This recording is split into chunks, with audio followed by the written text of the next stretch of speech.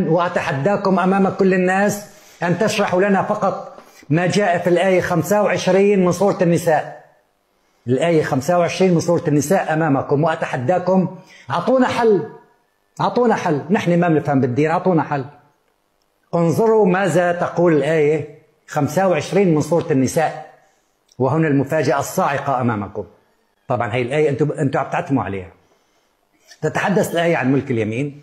قال تعالى: فإذا أحصن، يعني تزوجت وصارت زوجة إيش؟ محصنة. فإذا أحصن فإن أتينا بفاحشة، يعني زنا أو عمل جنسي غير مباح، فعليهن نصف ما على المحصنات من العذاب. تفضلوا طبقوا لنا نص رجم، يعني بختار حجار صغير بدل حجار كبيرة.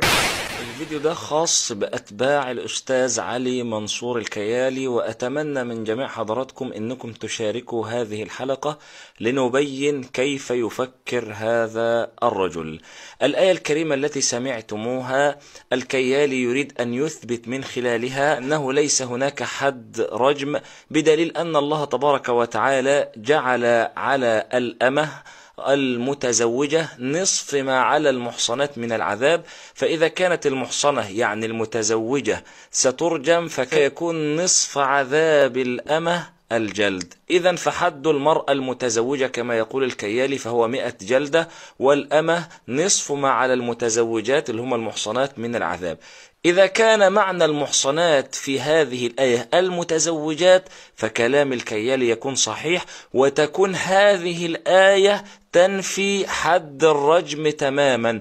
لكن للأسف الشديد الأستاذ علي منصور الكيالي لم يقرأ الآية من أولها، لأن معنى المحصنات في هذه الآية الحرائر وليس المتزوجات. المقصود بالمحصنات هنا المرأة غير المتزوجة الحرة، لأن كلمة المحصنة لها معاني عدة. المحصنات بمعنى المتزوجات، المحصنات بمعنى العفيفات، المحصنات بمعنى الحرائر، وهو المقصود في هذه الآية. تعالوا بنا نقرأ الآية بالراحة. طبعا انت هتقولوا انت هتفسر بمزاجك وكلام التراثيين والمفسرين، واحنا ما بنؤمنش بالكلام ده كله. هقول لحضرتك، وطبعا الخطاب موجه لأتباع الكيالي اللي شتموني آلاف الشتائم والله في الفيديوهات السابقة، كلام موجه لكم. انت حضرتك مؤمن انك لك عقل، خلاص اعرني عقلك الآن وتعالى بنا نقرأ الآية من أولها، علشان حضرتك تكتشف ان المقصود بالمحصنات في الآية الحرائر اللي هم غير المتزوجات، اللي هم أصلا عقوبتهم الجلد وليس الرجم، فيكون الجلد ينصف، لكن الرجم لا ينصف كما هو معلوم. تعالوا بنا نقرأ الآية. يقول الله تبارك وتعالى: ومن لم يستطع منكم طولا أن ينكح المحصنات، يعني اللي ما يقدرش منكم ان هو يتزوج المحصنات.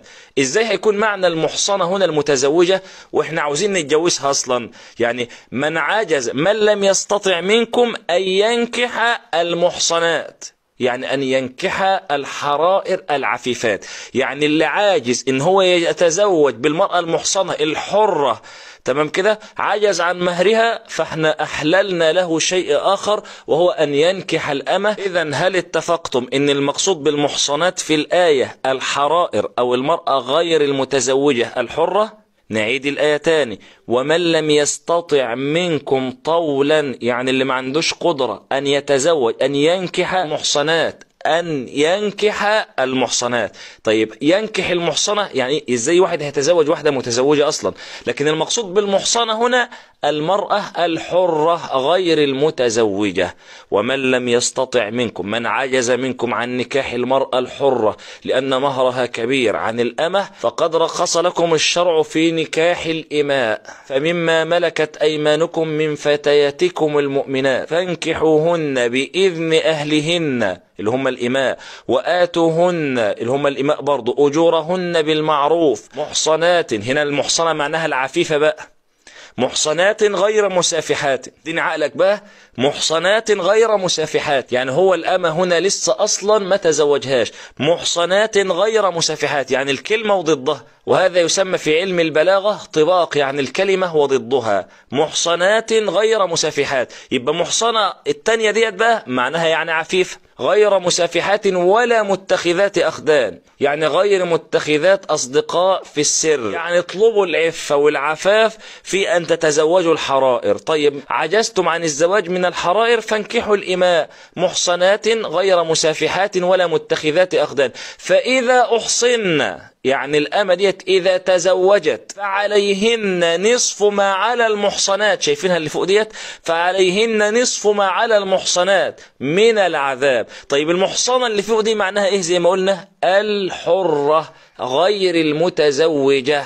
يبقى احنا عندنا كلمة المحصنة الأولانية بمعنى الحرة، المحصنة الثانية بمعنى العفيفة، الإحصان في اللفظ الثالث بمعنى التزويج. فإذا أحصن إذا تزوجت الأمة فعليهن نصف ما على المحصنات ما على الحرائر من العذاب. طيب الحرة عذابها إيه أو عقابها إيه؟ إذا زنت الجلد 100 جلدة.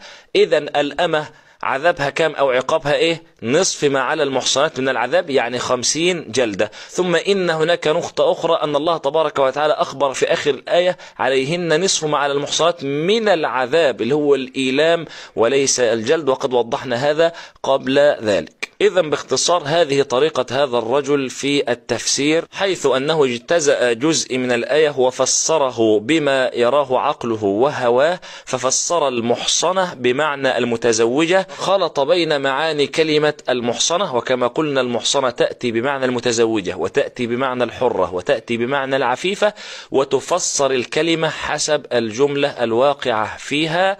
وهذا من بديع كلام العرب وفصيحه، لكن للأسف هناك من يخلط بين هذه المعاني.